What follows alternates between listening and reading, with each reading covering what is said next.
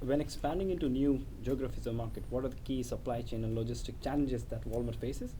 And if you can give us an example where it worked well and where it did not work well.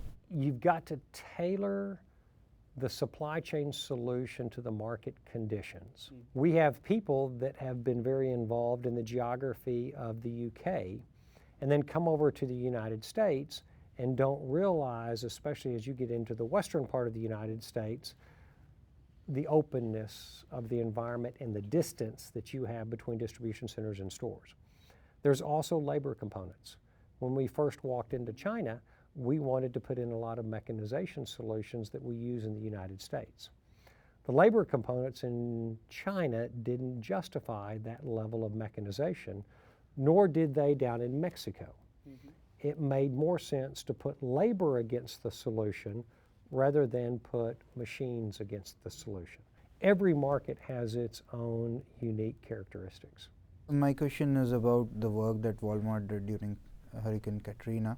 Yep. What I wanted to ask was, what have been the learnings from that humanitarian work that was done? The biggest thing we learned is that we can be a very positive force in those times of crisis. We already have a supply chain.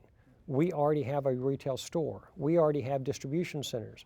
We already run trucks up and down those same roads. So in some cases, it was much easier for us to respond to the crisis than it was, say, the National Guard or the reserves or FEMA. They had to first mobilize. Well, every day we're mobilized. We also learned that we've got to connect with the military. So we held a number of summits with a lot of the leading military authority for natural disasters to figure out how they can actually use us and we can use them. And we've got to work with the municipalities from the standpoint of power. Because usually what we've established now is that after the local security facilities and the local hospital, the first thing to get power is the Walmart store. What is it that you would like to see in your suppliers, something that you don't find out there right now? Probably the greatest thing is innovation.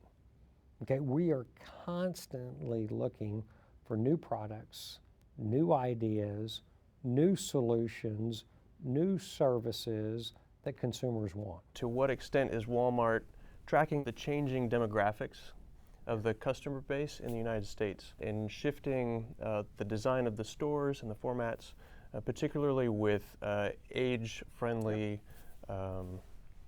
design? The consumer today does not want to walk a 220,000 square foot store.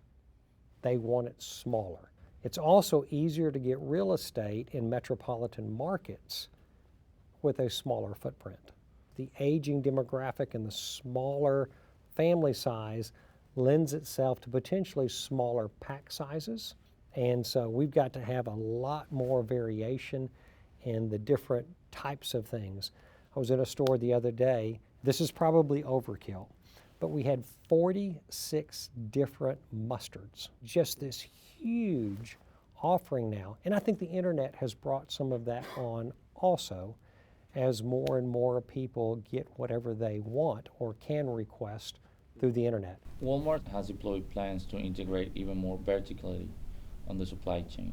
How far is Walmart planning to go on this integration? The only areas right now where we're going vertical would be that we work extensively with our growers.